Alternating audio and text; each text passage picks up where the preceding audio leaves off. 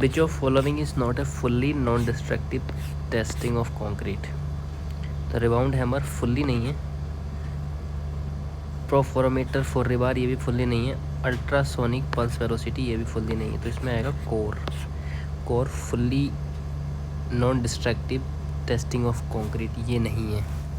तो अब बात करते हैं नॉन डिस्ट्रक्टिव टेस्ट के बारे में। एनडीटी का पर्पज होता है ये use to ascertain quality of hard and concrete होती है। टाइप्स ऑफ एनडीटी की बात करते हैं। पहला आता है सच मेडिड रिबाउंड हैमर टेस्ट, ये मेजर करता है सरफेस हार्डनेस। दूसरा आता है अल्ट्रासोनिक पल्स वेलोसिटी टेस्ट, ये मेजर करता है क्वालिटी एंड यूनिफॉर्मिलिटी। तीसरा आता है पेनिट्रेशन मेथड। चौथा आता है पुल आउट टेस्ट मेथड। पांचवा आता है रेडियो एक्टिव टेस्ट मेथड्स। छठा आता है प्रोफोमीटर टेस्ट।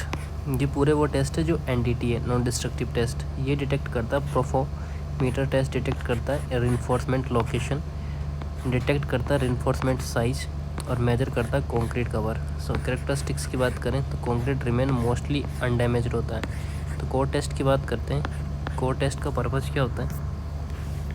कोर टेस्ट का पर्पज़ होता है ये चेक करता है compressive strength on in situated concrete and other properties measure करता है लाइक डेंसिटी और वाटर एब्जॉर्प्शंस। ये मेथड जो होता है concrete core is a cut out from the structure होता है और नेचर ऑफ द टेस्ट जो होता है वो पार्शियली डिस्ट्रक्टिव होता है। इस टेस्ट का नेचर और ये इफ़ेक्ट्स ऑन स्ट्रक्चर करता है, मे बी बीम को अफेक्ट कर सकता है, कॉलम को अफेक्ट करता है और लेस डिस्टर्बेंस इन स्लैब और वॉल होता है। तो रीजन नॉट फुली एनडीटी का कारण है कि कोर कटिंग डैमेज कंक्रीट होता है। नेक्स्ट बात करते हैं इसकी की अंडरस्टैंडिंग के बारे में। की अंडरस्टैंडिंग क्या होती है? ये फुल्ली नॉन डिस्ट्रक्टिव टेस्ट है। This is do not remove concrete material. Core test required drilling और कटिंग होती है। So core test partially destructive है। इंपॉर्टेंट टर्म्स की बात करते हैं। इंसिचुएटेड कॉन्क्रीट मतलब कॉन्क्रीट इन एक्चुअल स्ट्रक्चर होता है। रिबाउंड हैमर जो होता है वो सरफेस हार्डनेस डिटेक्ट करता है। उसके बाद में यूपीवी जो है वो ultrasonic pulse velocity test detect करता है। और जो परफोरोमीटर होता है वो एक इंस्ट्रूमेंट होता है फॉर लोकेटिंग ऑफ रिवार्स।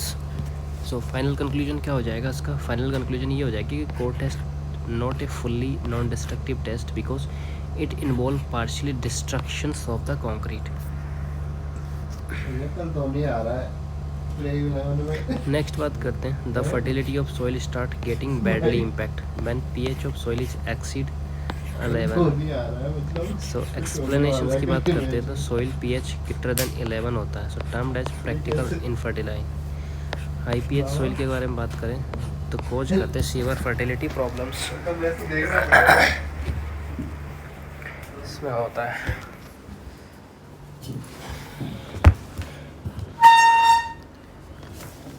इसका क्या रीज़न होता है? इसका रीज़न होता है कि एक्सेसिव एल्कलिनिटी इसमें डैमेज होती हैं, soil structure and plant growth का इसमें दिक्कत होता है। अब बात करते हैं cause of high soil pH के बारे में। सोर्स ऑफ एल्कलिनिटी होती हैं, क्या क्या करते हैं इसमें? रोल ऑफ कैटायन कौन कौन से होते हैं? सोडियम होता है, कैल्शियम होता है, जो इन्फ्लुएंस करता है सोल्यूबल साल्ट्स को, जो influence of carbon dioxides and carbonates होता है। अब बात करते हैं इंपॉर्टेंट पॉइंट्स के बारे में। जो सलाइन सॉइल जो होती है उसका पीएच होता है अराउंड 8.5 और ये वेरी गुड होता है फॉर स्ट्रक्चर। नेक्स्ट बात करते हैं कितना, अगर सलाइन सॉइल है तो पीएच कितना अराउंड है 8.5 which is very good for the structure. अगर सलाइन सोडिक सॉइल है जिसकी पीएच रेंज कितनी है 8.5 से लेके 10 तक, ये गुड होता है स्ट्रक्चर के लिए। नेक्स्ट आता है सोडिक सॉइल। जनरली जो पीएच ग्रेटर देन होता है वो 10 होता है। ये स्ट्रक्चरलेस सॉइल होती हैं। क्या होती हैं? Structureless soil. क्या पूछा है इसने? The fertility of soil start getting badly impact when pH soil is exceed 11। Next बात करते हैं very high pH soil become infertile. So presence of sodium carbonate highly soluble compounds होते हैं। हाई पीएच डिजोल्व होता है किस? High pH dissolve होता है फल्विक एसिड और ह्यूमिक एसिड। ठीक है। After evaporation soil surface become black. और सोडिक सॉइल के कॉजेज़ कौन कौन से होते हैं? Physical disintegration, slaking, swelling and dispersion. ये all these are the causes of sodic soil. Cause of dispersion की बात करते हैं। ये dominance of the van der Waals force होता है due to deficiency of hydrated ions. Complete dispersion causes की बात करते हैं। सॉइल जो होती है क्रोसिटिंग होती है, जर्मिनेशन प्रॉब्लम्स होती हैं, restrictions of the soil movement होता है and restrictions of the air movements होता है और इनफर्टाइल्स ऑफ द सॉइल होती है। सो की अंडरस्टैंडिंग के लिए हम बात करें, जो हायर सॉइल पीएच होता है वो पूर सॉइल फर्टिलिटी होती है और एक्सेस सोडियम होता है वो डैमेज सॉइल स्ट्रक्चर होती है। पूर structure restrict water and air movements होता है। सो फाइनल कंक्लूजन क्या होता है कि जो soil fertility get badly affect when the soil pH exceed the 11। Next बात करते हैं, क्वेश्चंस क्या दे रखा है। Which of following equals the number of unknown to be determined in stiffness methods of structural analysis. Which of following equals the number of unknowns to be determined in stiffness methods of structural analysis. तो इसमें आ जाएगा kinetic indeterminacy. ठीक है, तो correct answer क्या आ जाएगा, विच of following equal the number of unknowns to be determined in stiffness methods of structural analysis, that is kinematic indeterminacy। kinematic indeterminacy का कंसेप्ट देख लेते हैं। ये फोर्स मेथड्स होता है, ये यूजफुल होता है कब, जब ds लेस देन डी के होती हैं। डिस्प्लेसमेंट या स्टीफनेस मेथड्स होता है वो यूजफुल होता है कब, जब डी के लेस देन डी एस होता है।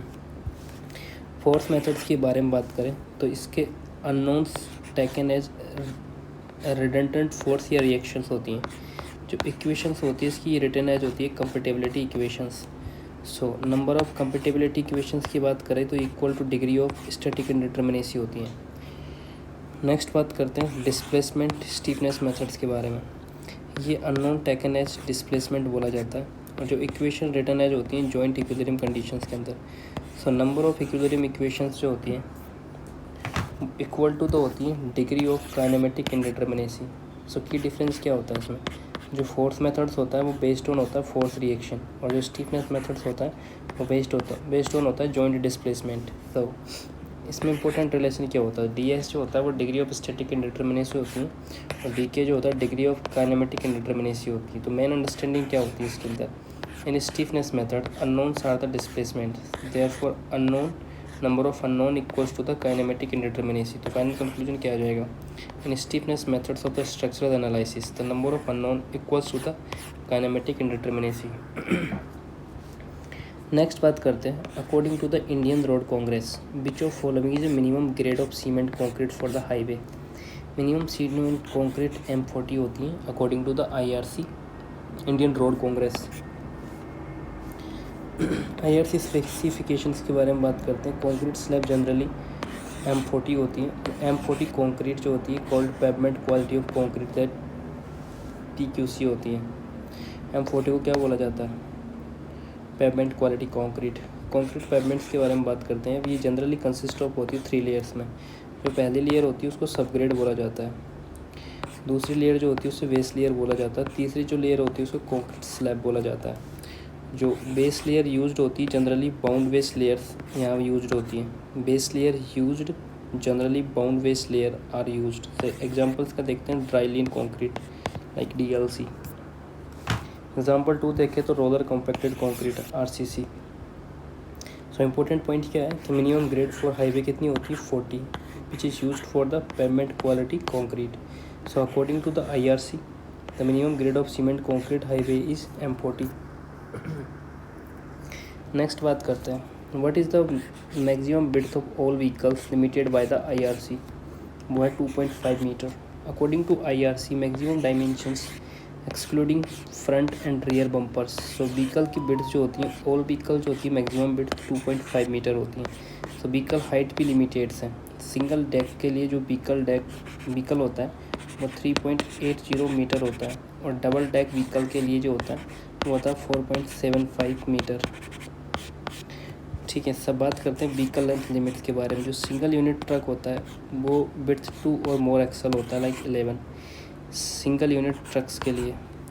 नेक्स्ट आता है सिंगल यूनिट बस के लिए विथ 2 और मोर एक्सल्स जो होते हैं वो होती है 12 metre. And semi trailer tractor combinations होता है, यहाँ पर कितना होता है 16 मीटर।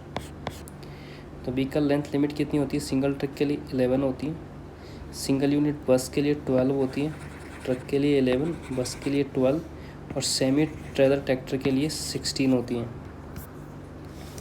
और ट्रैक्टर एंड ट्रेलर कॉम्बिनेशन के लिए 18 होती है। सो IRC स्पेसिफाइड करती है स्टैंडर्ड व्हीकल डायमेंशंस। तो मैक्सिमम परमिटेड विड्थ जो होती है वो 2.5 मीटर होती है for all vehicles. So as per IRC Indian road Congress the maximum width of vehicles for 2.5 metre होती है। नेक्स्ट बात करते हैं what is the Poisson ratio of structural steel recommended as per IS 800 होती है 0.3। देख लेते हैं। Physical properties of structural steel irrespective of the grade होता है। Physical properties of structural steel कितनी होती हैं? रो जो होता है डेंसिटी 7850 होती है, मॉडुलस ऑफ प्लास्टिसिटी 2 × 10⁵ होती है न्यूटन पर mm² और MPa। पॉइजन रेशियो जो होता है 0.3 होता है। मॉडुलस ऑफ रिजिडिटी जो होती है 0.769 × 10⁵ न्यूटन पर mm² होता है। नेक्स्ट बात करते हैं इंपॉर्टेंट कंसेप्ट्स के बारे में। जो पॉइजन रेशियो होता है वो ratio of lateral strain to the longitudinal strain होता है। सो स्ट्रक्चरल स्टील वैल्यू बात करें तो रिकमेंडेड होती है 0.3। नेक्स्ट बात करते हैं विच of following is not cause of the depletion of the ozone layer. तो H2SO4 नहीं है, ये होगा मिथाइल होगा, HCFC ये भी होगा, HCFC भी होगा। ओजोन डिप्लेशंस की बात करें तो ये ऑब्जर्व किया था लेट 1970s में। इंक्लूड जो इसके अंदर है वो क्या है? Steady decline in ozone layers and ozone hole near the polar regions होता है जो अकर्स इन होता है अर्थ स्ट्रेटोस्फेयर। मेन कॉजेज क्या होते हैं? मेन कॉज हो जाता है कैटालिस्टिक डिस्ट्रक्शन ऑफ द ओजोन होता है बाई एटॉमिक हैलोजेंस की वजह से। हैलोजेंस जो रिलीज होती है कहाँ से होती है? मैन मेड होलोकार्बन से। सो ओजोन डिप्लेशन कंपाउंड कौन कौन से हैं? क्लोरोफ्लोरोकार्बन, HCFC, फेरियोन्स, मिथाइल ब्रोमाइड और हैलोन। कौन कौन से? क्लोरोफ्लोरोकार्बन, HCFC, फेरियोन, मिथाइल ब्रोमाइड और हैलोन।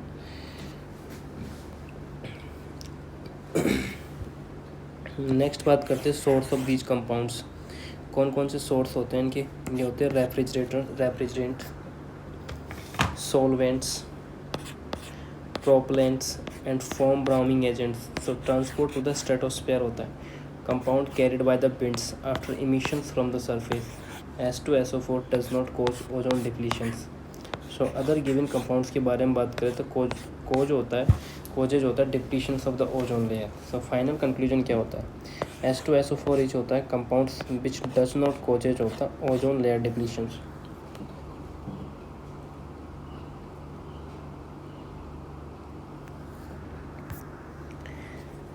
नेक्स्ट बात करते हैं विच of following grades of bitumen is the most suitable for 7 days। Maximum average air जो होती है वो 15 डिग्री होती है, तो इसमें क्या आ जाएगा? Bg10 आ जाएगा। सो आंसर की बात करते हैं कंक्रीट के बारे में। जो ग्रेड ऑफ बिटुमिन जो होती है वो बेस्ड ऑन होता है पेनिट्रेशन वैल्यू और विस्कोसिटीज़ पे। नेक्स्ट बात करते हैं पेनिट्रेशन वैल्यू के बारे में। ये मेजर्ड बाई होता है penetration of the standard needles. इसकी कंडीशंस क्या होती है? ये 100 ग्राम वेट एंड टेम्परेचर जो होता है 25 होता है और जो टाइम सेकंड होता है वो 5 सेकंड होता है। नेक्स्ट बात करते हैं हायर पेनिट्रेशन वैल्यूज़ के लिए। इसमें सॉफ्टवेयर बिटुमिन्स होता है जिसका एग्जांपल क्या होता है? 80/100 ग्रेड्स पेनिट्रेशन वैल्यू बिटवीन 80 से लेके 100 होता है। पेनिट्रेशन वैल्यूज़ की बात चल रही, कितना कंटेन करके चलते हैं? वेट 100 ग्राम लेके चलते हैं, टेम्परेचर 25 डिग्री होता है और 5 सेकंड के लिए ये होता है। 7 days की बात चल रही है 15 डिग्री पर, Bg10 होता है। और बात करते हैं विस्कोसिटी ऑफ ग्रेड्स के बारे में। जो ग्रेड इंक्लूड होता है Bg10, Bg20, Bg30। Bg means होता है viscosity gradient.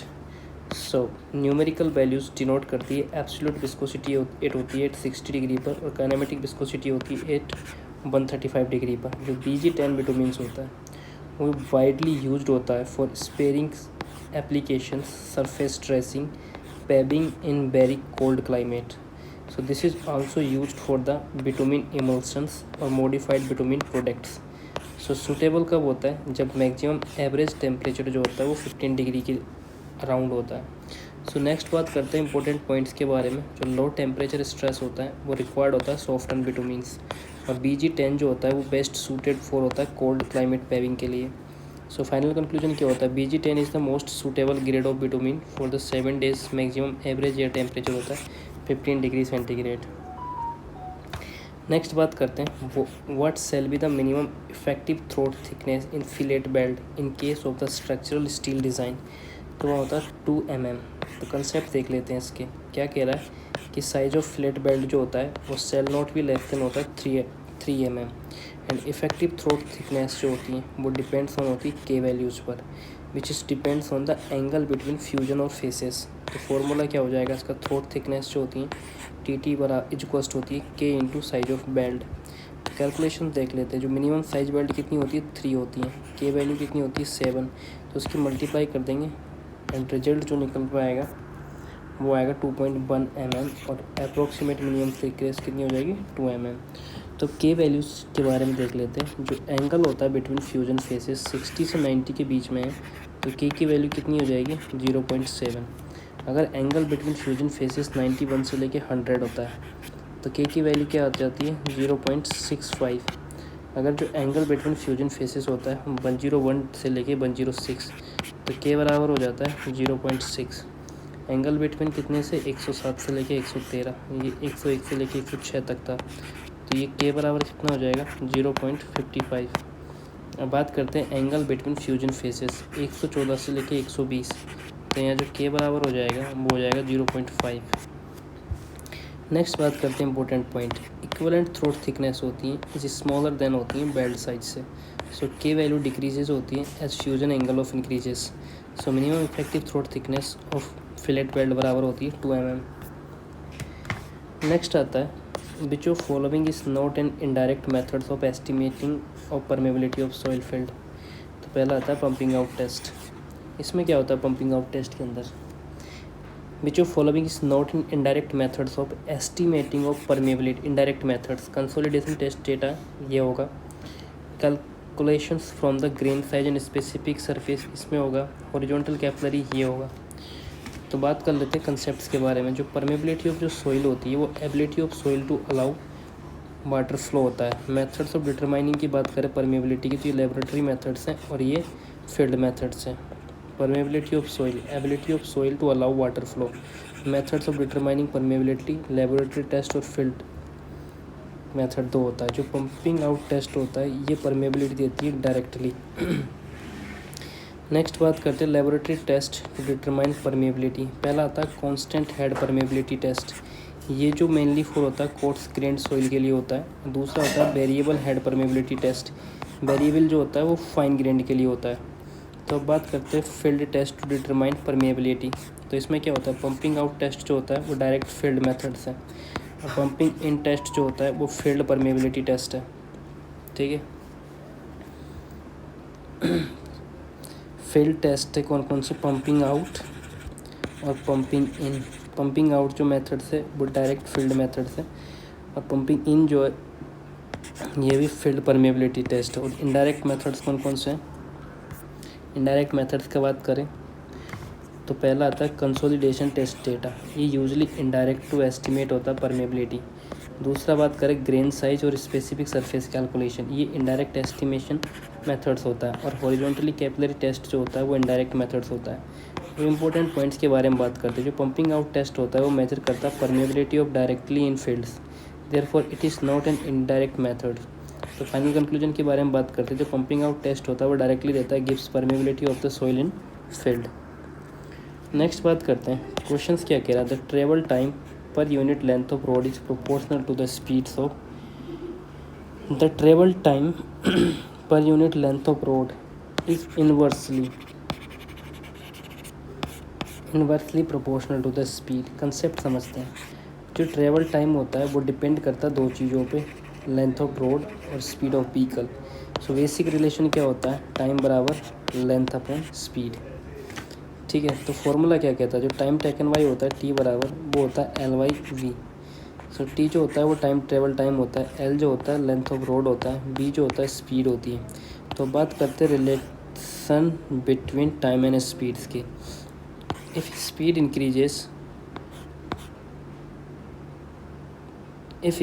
Increase time travel time decrease, if speed decreases travel time increases, so therefore time जो होता है इन्वर्सली प्रोपोर्शनल टू तो होता है स्पीड के। सो इंपॉर्टेंट पॉइंट्स क्या दे रखा है इस जगह पे, वो ये दे रखा है कि higher speed less travel time per unit length, so lower speed more travel time per unit length. So final conclusion क्या जाएगा कि travel time per unit length of road is inversely proportional to the speed. Next question दे रखा है the net intensity of loading which the foundation will carry without undergoing settlement in excess of the permissible value for structure under consideration but not exceeding the net shape bearing capacity is termed as allowable bearing capacity. The net intensity of loading which the foundation will carry without undergoing settlement in excess of the permissible value for the structure under consideration but not exceeding the net bearing capacity is termed as allowable bearing capacity. तो allowable bearing capacity के बारे में बात करते हैं, क्या concept होता है। बियरिंग कैपेसिटी जो होती है ability of soil to support foundation load होता है, और जो सेटलमेंट कंडीशंस होती हैं settlement should remain within the permissible limit. So allowable bearing capacity क्या बोलती हैं, ये बेस्ड ऑन होती हैं both shear safety and settlement criteria. ठीक है, बियरिंग कैपेसिटी क्या होती है, ability of soil support the foundation load. Settlement condition क्या होती है, settlement should remain within the permissible limit. और अलाउबल बियरिंग कैपेसिटी क्या होती है, ये बेस्ड ऑन होती हैं both share capacity and settlement criterias. Next बात करते हैं डेफिनेशंस के बारे में। अल्टीमेट बियरिंग कैपेसिटी जो होती है वो मिनिमम प्रेशर होती है एट विच फाउंडेशन सोइल फेल इन शेयर। सो सेफ बियरिंग कैपेसिटी के बारे में बात करते हैं, तो ये मैक्सिमम प्रेशर होता है eight which soil can carry load without share failure. बात करते हैं नेट लोडिंग इंटेंसिटी के बारे में, जो minimum net load at which the shear failure of soil can occur. So allowable bearing capacity क्या बोलती है ये बोलती है कि net loading intensity carried by the foundation without excessive settlement and without exceeding net shape bearing capacity. तो important points क्या आते हैं यहाँ पर, अलाउबल बियरिंग कैपेसिटी जो होती हैं वो प्रिवेंट करती है शेयर फेलियर एंड कंट्रोल करती है एक्सेसिव सेटलमेंट्स। तो it is governed by the होती है safety condition and permissible settlement condition. Comparison की हम बात करें तो अल्टीमेट बियरिंग कैपेसिटी जो रिलेटेड टू तो होती है सोइल शेयर फेलियर से, एंड शेप बियरिंग कैपेसिटी ये जो होती है शेप लोड होता है अगेंस्ट फेलियर, है ना। तो allowable bearing capacity practical design load for the होती है फाउंडेशंस। कंपैरिजन करते हैं, ultimate bearing capacity is related to the shear failure और safe bearing capacity safe load against the failure. Allowable practical design load for the foundation.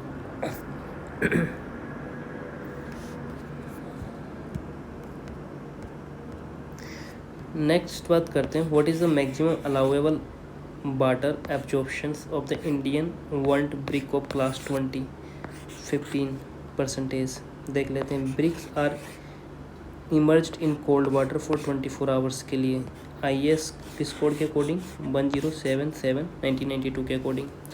Water absorption for the brick up to class 12.5 not more than 20, above class 20.5 between the 12.5 से लेके 15 तक। अगर इससे ज़्यादा तो कितना हो जाएगा 12.5% से लेके 15% तक।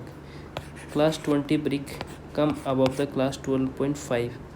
सो अबव एब्जॉर्प्शन लिमिट्स के बारे में बात करते हैं। जो फर्स्ट क्लास ब्रिक होती हैं वो 12 से 15% ऑफ ड्राई वेट होती हैं।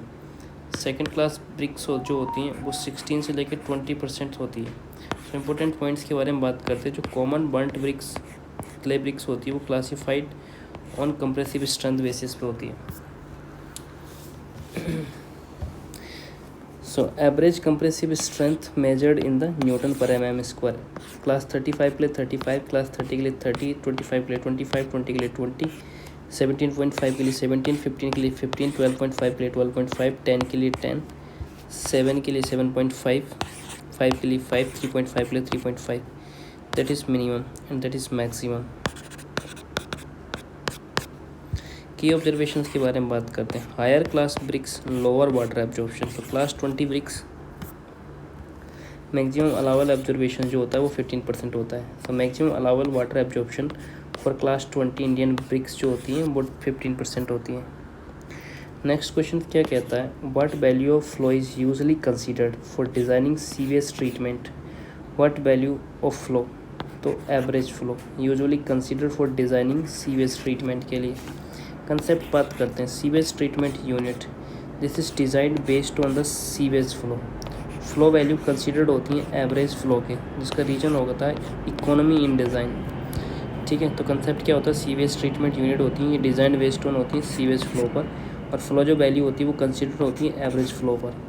तो डिज़ाइन कंसिडरेशंस के बारे में अगर हम बात करें तो एवरेज जो फ्लो होता है वो गिव्स देता है economical and practical design, and जो मैक्सिमम फ्लो होता है वो लीड टू द होता है ओवर साइज यूनिट, एंड जो मैक्सिमम फ्लो होता है वो नॉट सूटेबल होता है फॉर प्रॉपर ट्रीटमेंट डिज़ाइन के लिए। सो हार्मोनिक मीन्स क्या कहता है, not generally used for the sewage treatment design. Important points के बारे में बात करते हैं, तो sewage treatment plants usually operate near the average conditions होता है, इसलिए क्या होगा, ये होगा average flow is adapted for design. की रीजन्स क्या होता है, इकोनॉमिकल डिज़ाइन, एफिशिएंट ऑपरेशन और practical size of units.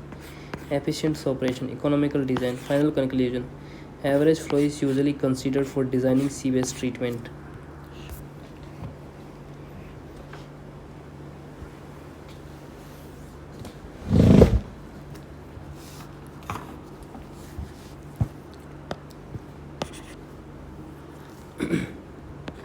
Gravity dams are designed with the considerations of the main overturning phase as that coming from the water pressure। Gravity dam के बारे में बात करते हैं, तो मेसनरी स्ट्रक्चर जो होता है stability achieved by its own weight होता है। जो परमानेंट टाइप्स ऑफ डैम क्या बोलता है, इसकी जो शेप होती है मोस्टली स्ट्रेट एंड प्लेन होती हैं and approximately triangular in the cross section होता है। अब बात करते हैं थिकनेस ऑफ डैम के बारे में, ये प्रोवाइड्स करता है resistance to sliding. Main overturning forces के बारे में बात करते हैं, वाटर प्रेशर जो होता है वो मेजर एक्सटर्नल फोर्स होता है, एक्ट होता है horizontally when dam is horizontal, so intensity varies with the depth होती है। बात करते हैं force acting on the gravity dam, पहला आता है डेड लोड, दूसरा आता है सेल्फ वेट। सो पहला क्या कहता है, include weight of concrete and accessories like piers, gate और ब्रिजेज, इसके अंदर आता है।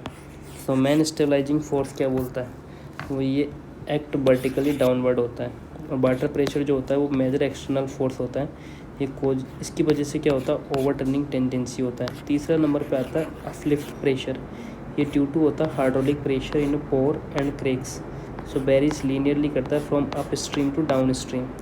फोर्थ नंबर पर आता है अर्थक्वेक फोर्सेज, ये जनरेट होता है due to earthquake waves and cause movements of the foundation होता है। नेक्स्ट बात करते हैं सिल्ट प्रेशर, ये अकर इन होता है रिवर कैरिंग सेडिमेंट्स की वजह से। Ice pressure that is important in the cold countries. Wave pressure generate due to the blowing wind. So note क्या कह रहा है कि जो फोर्स ड्यू टू होता है वाटर, वेव और uplift are registered by the weight of the dam. तो have height of formula, wave height का फार्मूला क्या होता है कि अगर एफ जो लेते हैं ना वो 32 है, तो एच डब्ल्यू बराबर क्या हो जाएगा, वो हो जाएगा 0.0322 under root B F plus 0.763 minus 0.271 F की पावर 1/4। कब, जब एफ जो है वो लेस देन 32 है। दूसरी चीज़ क्या है, एफ ग्रेटर देन 32 होगा तो एच डब्ल्यू बराबर क्या हो जाएगा 0.0322 अंडर रूट बी एफ हो जाएगा। सो बी क्या है विंड वेलोसिटी, एफ क्या है फैच और स्ट्रेट लेंथ ऑफ वाटर।